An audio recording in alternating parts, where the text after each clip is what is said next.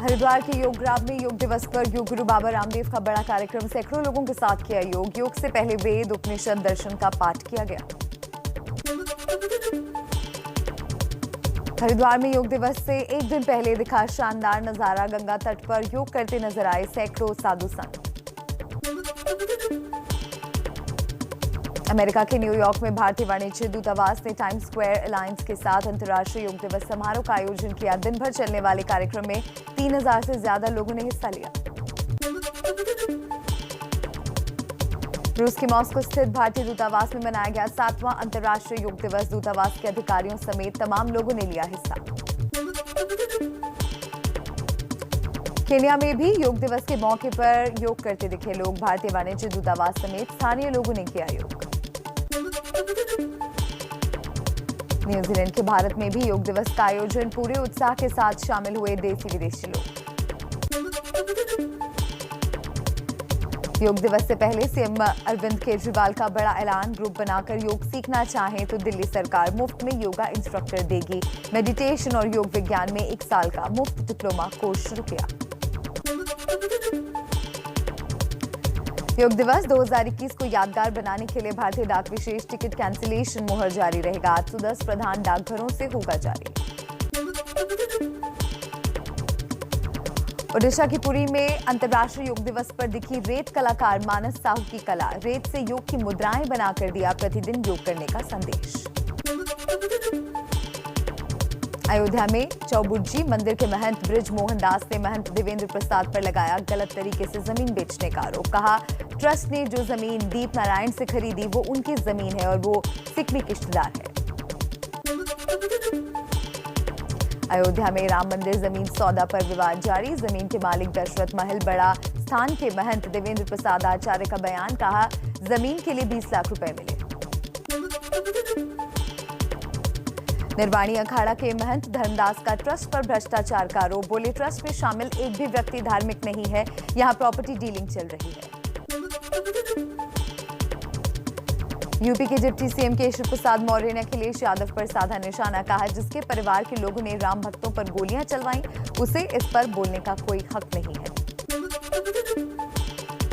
जम्मू कश्मीर को लेकर 24 जून को होने वाली बैठक से पहले पीएम आवास पर हुआ मंथन। गृह मंत्री अमित शाह, रक्षा मंत्री राजनाथ सिंह समेत कई मंत्री बैठक में मौजूद रहे। 2 घंटे तक चली चर्चा।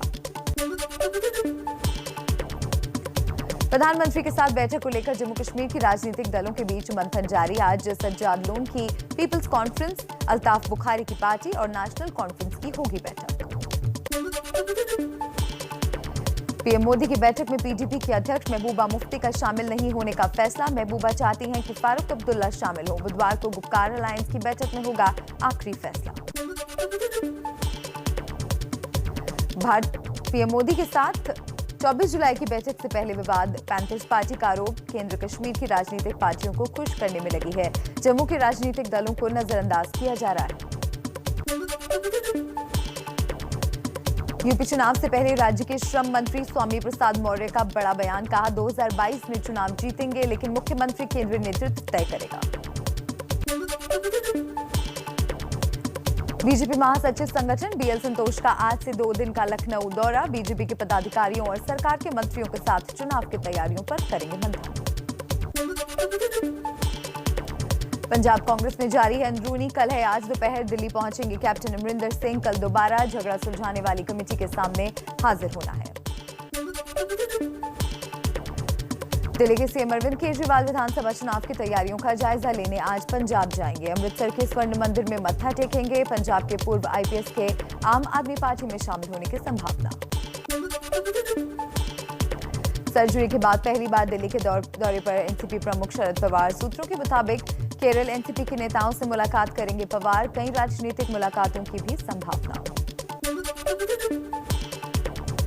शिवसेना विधायक प्रताप सरनाइक ने सीएम उद्धव ठाकरे को लिखी चिट्ठी। कहा, बीजेपी से दोबारा गठबंधन पर करें विचार। कांग्रेस एनसीपी पर शिवसेना कार्यकर्ताओं को तोड़ने का लगाया आरोप। प्रताप सरनाइक की चिट्ठी पर शिवसेना के नेता संजय राउत का बयान। कहा, उनके पत्र में महाविकास आघाड़ी के विधायकों को जानबूझकर परेशान करने की बात भी लिखी है। यह अहम है कि परेशान करने वाले लोग कौन हैं। उद्धव ठाकरे के बयान पर नाना पटोले का बोलने से इनकार। कहा, उद्धव जी चप्पल वाली बात किसको बोल रहे थे, इसका स्पष्टीकरण अभी नहीं आया है, इसीलिए कुछ कहना ठीक नहीं है। केंद्र में मंत्रिमंडल विस्तार की अटकलों के बीच दिल्ली आ रहे हैं बिहार के सीएम नीतीश कुमार। कल से 2 दिनों का दौरा, अभी पीएम मोदी से मुलाकात का कोई समय तय नहीं। चाचा की बगावत के बाद चिराग का शक्ति प्रदर्शन, राष्ट्रीय कार्यकारिणी की बैठक में 90% सदस्यों की मौजूदगी का दावा। 5 जुलाई को पासवान की जयंती पर आशीर्वाद यात्रा शुरू करने का ऐलान। पशुपति पारस ने चिराग पर लगाए तेजस्वी यादव से सेटिंग के आरोप। चिराग को एलजेपी का अध्यक्ष बनाने के लिए रामविलास पासवान के फैसले पर भी उठाए सवाल। गृह मंत्री अमित शाह 2 दिन के दौरे पर अहमदाबाद पहुंचे। आज और कल गुजरात में कई कार्यक्रमों में हिस्सा लेंगे। चलिए कुछ और खबरें देख लेते हैं इसी तरह फटाफट अंदाज में।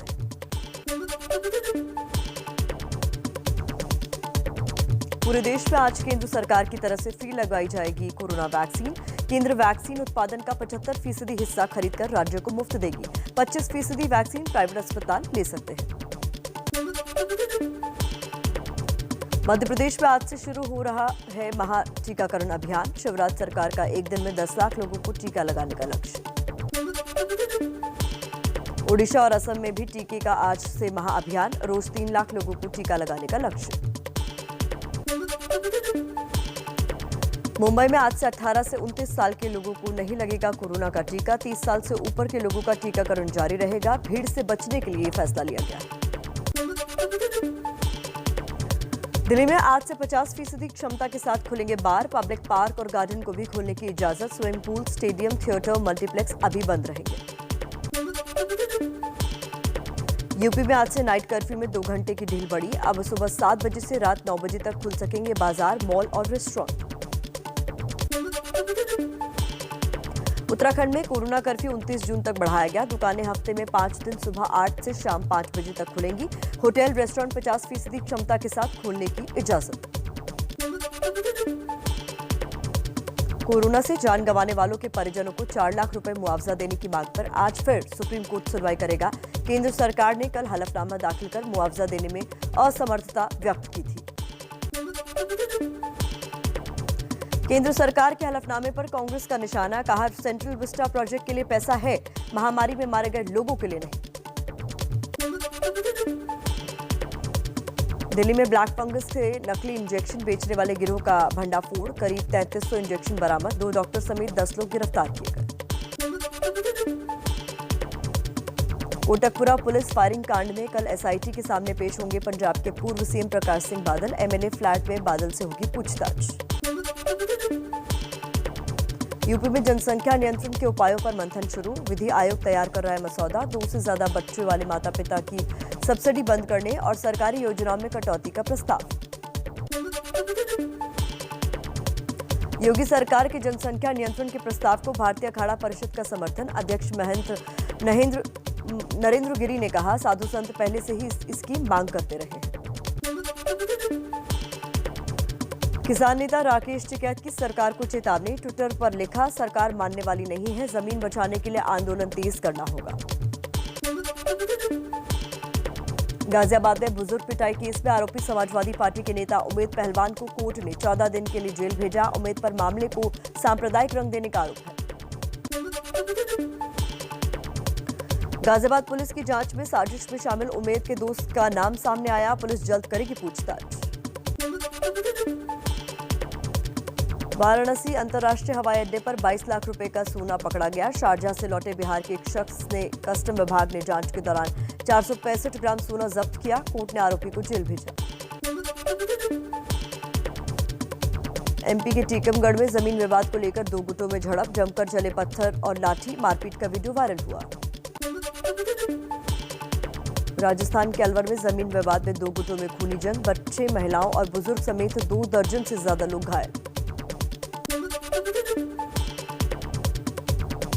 ओसामा बिन लादेन पर पाकिस्तान का दोगलापन फिर सामने आया। पाकिस्तान के विदेश मंत्री शाह महमूद कुरैशी ने टीवी इंटरव्यू में नहीं दिया इस सवाल का जवाब कि लादेन आतंकी था या शहीद।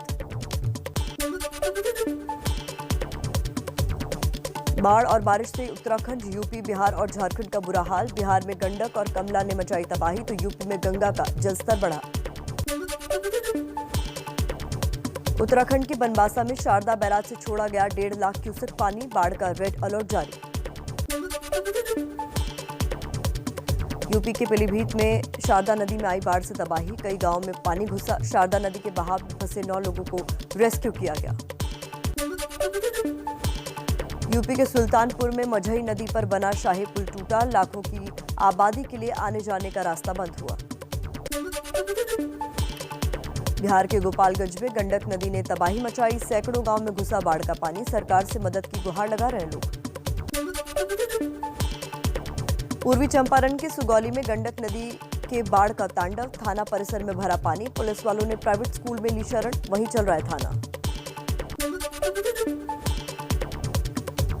वर्ल्ड टेस्ट चैंपियनशिप में न्यूजीलैंड भारत से 116 रन पीछे। न्यूजीलैंड का स्कोर 2 विकेट खोकर 101 रन। टेलर और विलियमसन क्रीज पर मौजूद।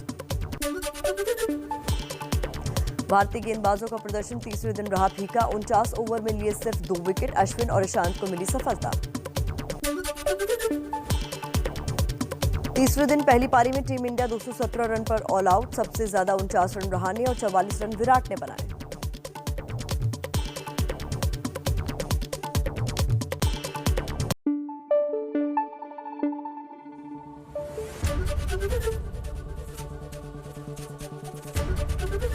एबीपी न्यूज आपको रखे आगे।